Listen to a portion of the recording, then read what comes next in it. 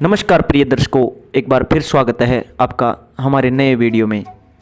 प्रिय दर्शकों, आज फिर हम नया वीडियो नई जानकारी लेकर आपके बीच हाजिर हुए हैं। दर्शकों, आज की जो कहानी है, आज का जो प्रसंग है, ये बड़ा ज्ञानवर्धक है, बड़ा मोटिवेशनल है, इसलिए वीडियो को आप एंड तक ज़रूर देखिएगा। प्रिय दर्शकों, आज की जो कहानी है हम आपको सुनाने जा रहे हैं।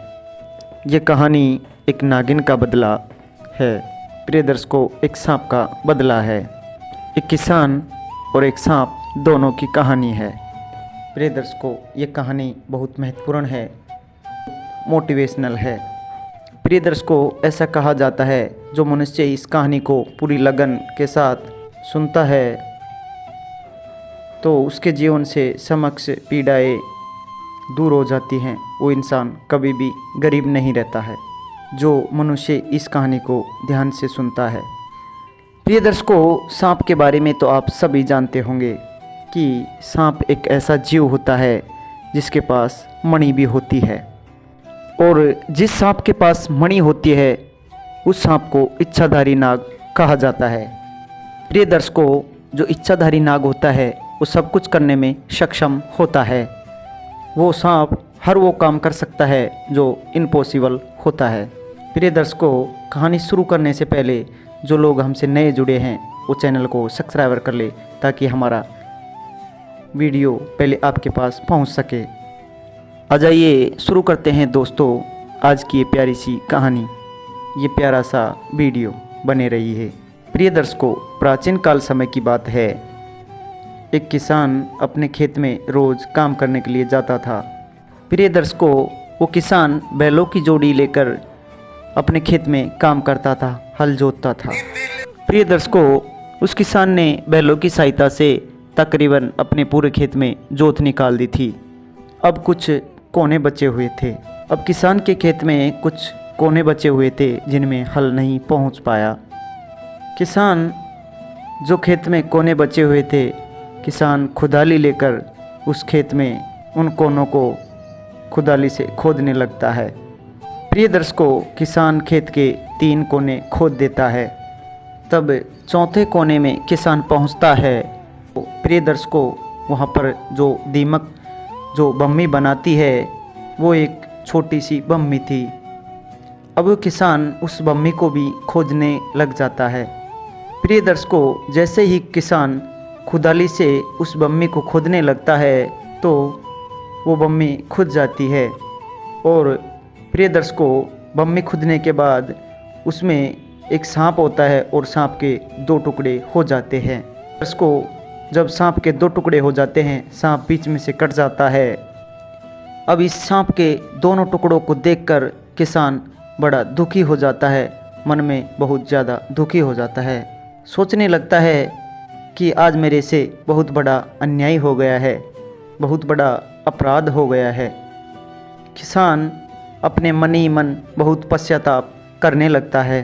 प्रिय दर्शकों, जब किसान उन दोनों सांप के टुकड़ों को दूर हटाता है और उनको गौर से देखता है तो प्रिय दर्शकों, उस खुदी हुई बम्बी के अंदर एक छोटा सा सांप का बच्चा दिखाई देता है। यह देखकर किसान और भी ज़्यादा दुखी हो जाता है।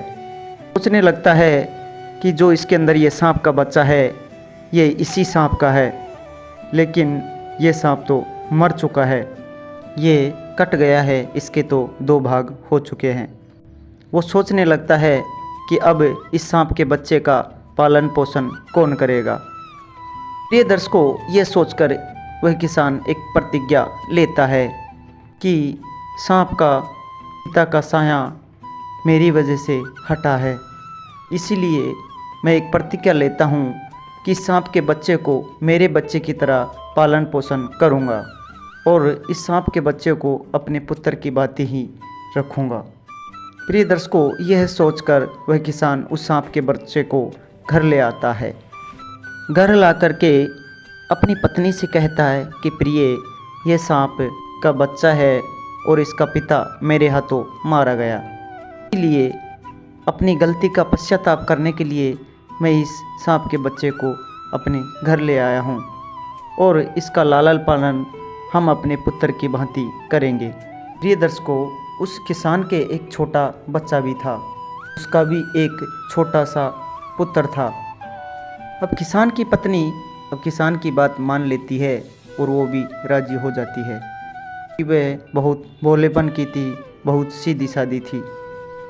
उसकी पत्नी कहने लगती है कि पिया जी, एक तो हमारा श्याम का पुत्र है और एक ये दूसरा हमारा सांप का पुत्र है। इस सांप के पुत्र को भी हम अपने पुत्र के समान ही रखेंगे, अपने पुत्र के भांति ही प्रेम करेंगे। जिस टाइम किसान के हाथों वो सांप मारा गया था, उसी टाइम वो किसान बम्बी को खोद रहा था। तब उस बम्बी में सांप और सांप का पिता था, वो नागिन नहीं थी। प्रिय दर्शकों, जब वो किसान उस सांप के बच्चे को घर ले आता है तो पीछे से वो नागिन आती है, बम्बी पर आती है। तो नागिन देखती है कि उसके पति के 2 टुकड़े अलग अलग भागों में बटे हुए हैं। ये सब देखकर नागिन बड़ी दुखी हो जाती है और मन ही मन में उदास हो जाती है। प्रिय दर्शकों, वह विलाप करती है, चिल्लाती है, लेकिन कुछ नहीं होने वाला था। प्रिय दर्शकों, अब वह नागिन उस बामी के अंदर घुसती है और अपने बच्चे का तलाश करती है। प्रिय दर्शकों, उस नागिन को उसमें उसका बच्चा भी नहीं मिलता है। अब वह नागिन और भी ज़्यादा दुखी हो जाती है, बहुत रोती है, चिल्लाती है, विलाप करती है, क्योंकि अब उस नागिन का पूरा परिवार ही नष्ट हो गया था, यानी कि उजड़ गया था। एक तो उसका पति मारा गया, दूसरा उसका पुत्र नहीं मिल रहा था। अब वो नागिन सोचने लगती है कि शायद जिसने मेरे पति को मारा है उसने ही मेरे पुत्र को भी मार दिया होगा। यही सोचकर नागिन खूब ज़ोर ज़ोर से रोती है, खूब चिल्लाती है, लेकिन नहीं तो उसका पति जिंदा होता है और नहीं उसका बच्चा मिलता है। प्रिय दर्शकों, अब अंत में जाकर के नागिन भी एक प्रतिज्ञा लेती है। अपने पति की मरी हुई लाश के समक्ष जाकर एक प्रतिज्ञा लेती है और नागिन प्रतिज्ञा इस तरह की करती है कि जिसने भी मेरे पति को मारा है और मेरे पुत्र को मारा है उसका भी मैं वंश खत्म कर दूंगी, उसके परिवार में एक को भी जिंदा नहीं छोड़ूंगी। इस तरह की प्रतिज्ञा नागिन ले लेती है। प्रिय दर्शकों, नागिन इस तलाश में लग जाती है मेरे पुत्र और मेरे पति का हत्यारा कौन है, का कातिल कौन है। इस तलाश में नागिन लग जाती है। अब दूसरे दिन किसान अपने खेत में जाता है और बची हुई ज़मीन को खुदाली से खोदने लगता है। अब जैसे ही किसान खेत में पहुंचता है और ज़मीन को उसी खुदाल से खोदने लगता है जिस खुदाल से सांप की मृत्यु हुई थी। प्रिय दर्शकों, उस खुदाल पर सांप का खून लगा हुआ था। प्रिय दर्शकों, उस दिन नागिन भी उस बम्बी पर बैठी हुई थी, अपने पति की लाश के आसपास ही मंडरा रही थी, बैठी थी। अब जैसे ही किसान उस खुदाल को लेकर के ज़मीन खोदने लगता है तो उस नागिन की नज़र उस खुदाल पर चल जाती है। देखती है कि खुदाल पर खून लगा हुआ है।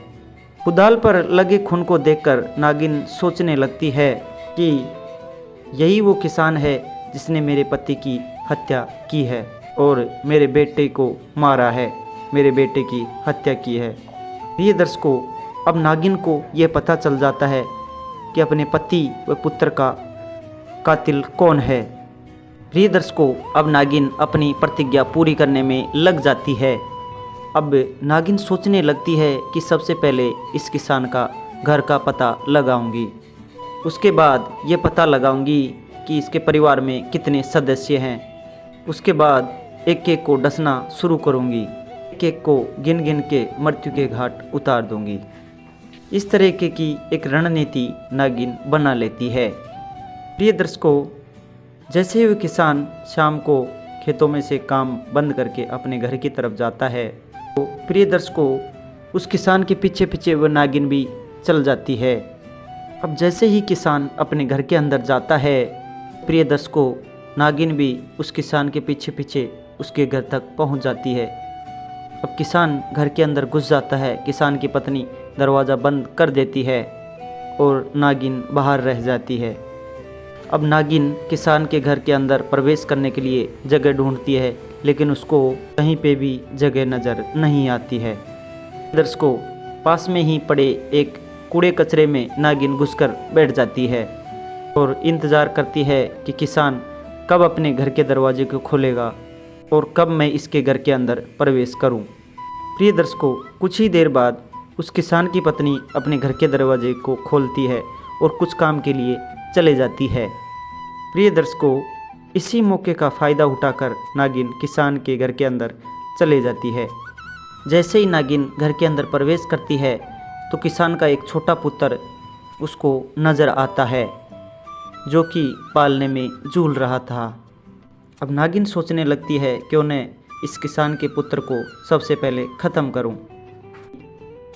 इसको पता चले कि पुत्र का वियोग कैसा होता है।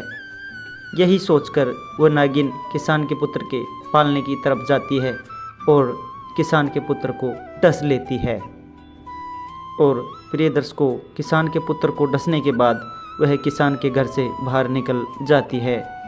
जैसे ही वो नागिन किसान के घर से बाहर निकलती है तो किसान की नज़र उस नागिन पर पड़ जाती है। किसान देखता है कि कोई सांप मेरे घर से निकल कर गया है और किसान सोचने लगता है कि कहीं मेरे हाथों उस सांप की मृत्यु हुई थी, क्या उसी की नागिन है और ये मेरे घर तक आ गई है, तो इसका मतलब इसने मेरे पुत्र को डस लिया है। यह सोचकर किसान अपने पुत्र के पालने की तरफ जाता है।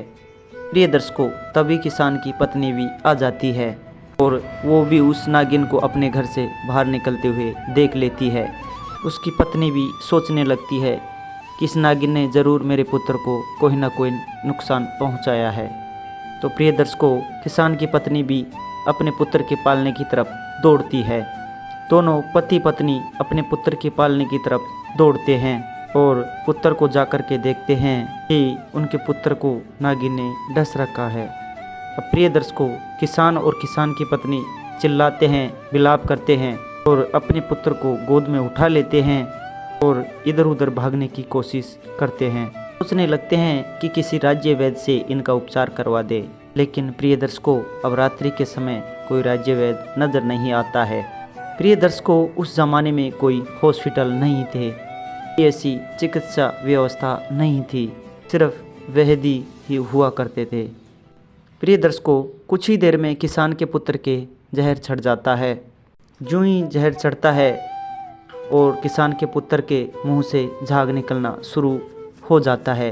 आंखें नीली पड़ जाती है, पूरा बदन नीला पड़ जाता है। धीरे धीरे किसान के पुत्र के प्राण फकेरू उड़ जाते हैं और वो ख़त्म हो जाता है। दोनों पति पत्नी खूब रोते हैं, चिल्लाते हैं, लेकिन अब क्या होने वाला है। प्रिय दर्शकों, अंततः किसान अपने पुत्र का दाग संस्कार कर देता है और अपने दिल पर एक पत्थर मारकर विश्वास करता है कि नागिन ने अपना बदला पूरा कर लिया है। उसके पति के बदले मेरे पुत्र की जान ले ली है, इसीलिए नागिन का बदला पूरा हो चुका है। अब मैं नागिन के पुत्र को ही अपना पुत्र समझूंगा और हम दोनों पति पत्नी उस नागिन के बच्चे को ही पालेंगे, उसके साथ ही अपना जीवन व्यतीत करेंगे। तो प्रिय दर्शकों, ये था नाग नागिन का बदला। दोस्तों, अगर आपको हमारा वीडियो अच्छा लगे तो लाइक शेयर करके